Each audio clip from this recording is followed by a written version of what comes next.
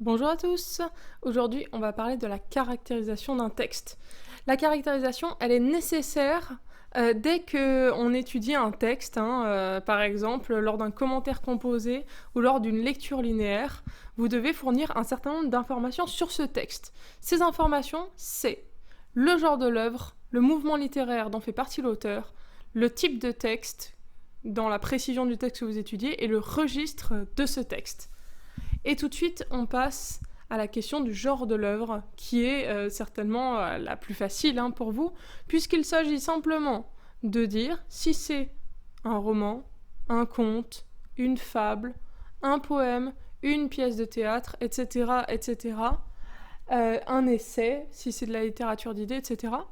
Il y aura seulement des petites difficultés dans le cas où, par exemple, ce soit un roman particulier, par exemple un roman autobiographique, il faudra le préciser. Et par exemple, si ce roman mêle l'autobiographie et la fiction, il faudra dire que c'est un roman autobiographique, c'est comme ça que ça s'appelle, contrairement à l'autobiographie, qui est de la pure vérité. Là où ça va un petit peu vous demander des connaissances, c'est pour parler du mouvement littéraire de l'auteur. Si vous voulez, en étudiant l'histoire littéraire, on a décidé qu'il y aurait des grandes périodes où il y aurait des grandes tendances d'écriture où voilà, plusieurs auteurs participent à une même grande tendance, ils écrivent un petit peu des mêmes thèmes, un petit peu de la même manière, même si ça n'enlève pas leur style. Et donc on les a classés dans différentes époques avec différentes catégories. Je vais vous résumer un petit peu ça en allant un petit peu vite et je ferai bientôt une vidéo sur le sujet spécifiquement. Par exemple, au XVIe siècle, vous allez trouver le courant de pensée humaniste, qui est représenté surtout par Montaigne, le baroque avec Chassignet en poésie, la Pléiade avec, entre autres, Ronsard, qui est aussi un courant de pensée très important. Au XVIIe siècle, nous avons la fin du baroque, et oui, parce que les courants littéraires, contrairement à ce qu'on pourrait croire, ne s'arrêtent pas là où s'arrête le siècle. Et donc, nous avons la fin du baroque avec Théophile de Viau, nous avons le classicisme qui est extrêmement important, avec Molière, avec Racine, mais aussi avec La Fontaine, par exemple. Et nous avons le courant de pensée un petit peu minoritaire de la préciosité dont fait partie Madame de La Fayette. Au XVIIIe siècle, nous avons le courant de pensée vraiment majoritaire et ce sont les Lumières représentées par différents philosophes dont Diderot. Et nous avons également, un petit peu minoritaire, les libertins, et cela vaut la peine d'en parler puisque l'un des plus célèbres romans du XVIIIe siècle est un roman épistolaire qui s'appelle Les liaisons dangereuses de Laclos, donc ça vaut la peine de l'évoquer. Au XIXe siècle, nous avons le romantisme dont le chef est Hugo, le symbolisme avec Baudelaire, le réalisme avec Maupassant et le naturalisme avec Zola. Il ne faut pas confondre réalisme et naturalisme. Au XXe siècle, pour finir, il y a pas mal de courants un petit peu minoritaires les uns par rapport aux autres. Il n'y en a pas un grand qui a supplanté les autres, comme le classicisme au XVIIe par exemple. Mais on peut quand même parler du théâtre de l'absurde avec Beckett et du surréalisme avec André Breton. Tout cela, je voulais rappeler pour que vous vous souveniez bien de ce que c'est qu'un mouvement littéraire, mais je vous encourage à aller chercher davantage d'informations sur le mouvement qui vous intéresse par rapport au texte que vous révisez, par exemple. Et nous allons passer au texte dans son détail, parce que là, c'était des questions sur l'œuvre dans son ensemble, sur l'auteur de manière générale, mais c'est un texte précis que vous étudiez en l'occurrence, et donc vous allez devoir parler du type de texte. C'est-à-dire, est-ce que c'est un texte descriptif, narratif, explicatif, injonctif ou argumentatif.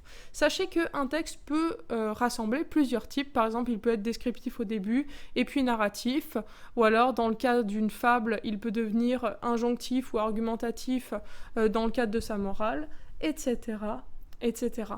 Et ensuite, vous pouvez passer à la dernière étape, c'est-à-dire le registre du texte. C'est-à-dire que dans le texte étudié, attention, pas dans l'œuvre de manière générale, Est-ce que ce texte est comique, ironique, tragique, dramatique, pathétique, fantastique, etc. etc. Il y en a beaucoup de registres, hein, ce n'est pas une liste exhaustive que vous avez là. Et encore une fois, les registres peuvent se combiner. Hein, on peut être dans quelque chose à la fois comique et ironique, comme bien souvent. On peut être dans quelque chose d'à la fois pathétique et comique. On peut être, pourquoi pas, dans le tragique et le merveilleux. Ça dépendra vraiment du texte qui peut montrer toutes les combinaisons. J'espère que ces quelques notions de registre sont assez claires pour vous, par exemple quand je vous parle du comique, etc. Mais je vais vous parler de quelques confusions à éviter. Par exemple, le comique et l'ironique. Le comique, c'est ce qui vous fait rire ou sourire, ça vous le savez bien. L'ironique, c'est ce qui montre un décalage. Alors le décalage est plus ou moins évident en fonction des textes, entre ce qui est dit, ce qui est écrit, et ce que celui qui parle pense, ce que le narrateur pense ou ce que le personnage pense. On voit que ce n'est pas tout à fait la même chose que ce qu'il dit. Et c'est montré par lui de manière évidente. Ce n'est pas un mensonge, il faut distinguer l'ironie du mensonge également. Il faut aussi essayer de distinguer bien clairement le tragique du dramatique. Dans le tragique, il y a une notion très forte de destin. Les héros ne peuvent pas échapper à leur destinée. C'est pour ça que, par exemple, dans Antigone, ça vous fait râler parce que vous vous dites « Oui, mais Antigone, elle a qu'à arrêter d'aller enterrer son frère, voyons !» Eh bien non, c'est un héros. C'est une héroïne tragique, Antigone, et donc elle ne peut pas arrêter de le faire, puisque c'est son devoir et que c'est son destin. Alors que dans le dramatique, on est face à des problématiques purement humaines, face à des catastrophes naturelles par exemple, il n'y a pas de notion de divinité et de destin. Pour finir, le fantastique et le merveilleux.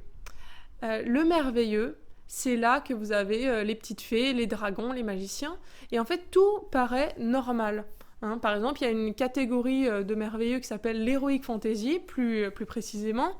C'est là que vous trouvez les elfes, les nains, les magiciens, etc., comme dans Le Seigneur des Anneaux par exemple. Et tout paraît normal, ça ne paraît bizarre à personne qu'il y ait des magiciens, des monstres, etc. Ça va être le merveilleux.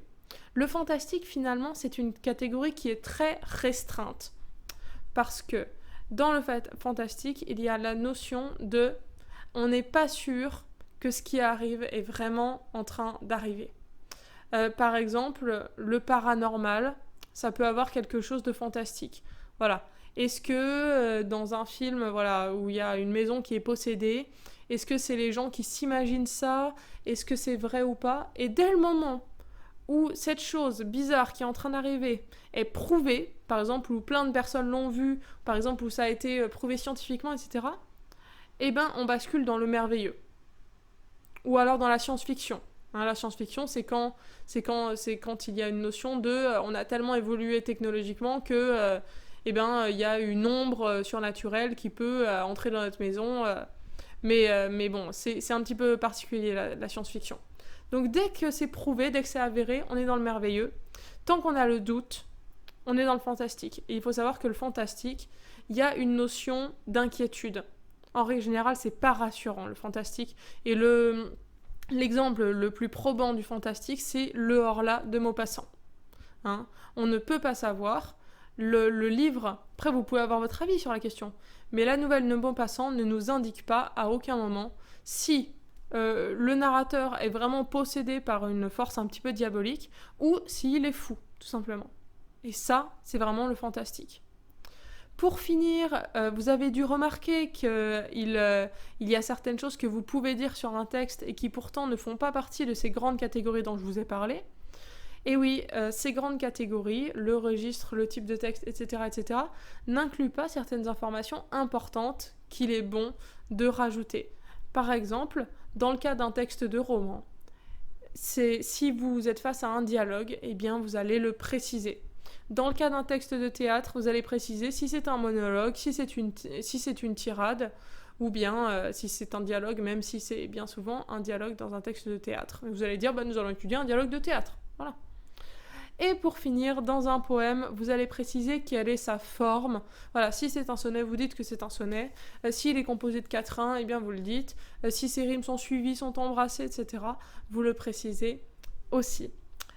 Et voilà, c'est tout pour la caractérisation. Je vous remercie beaucoup pour votre attention et j'espère que ça vous aura aidé.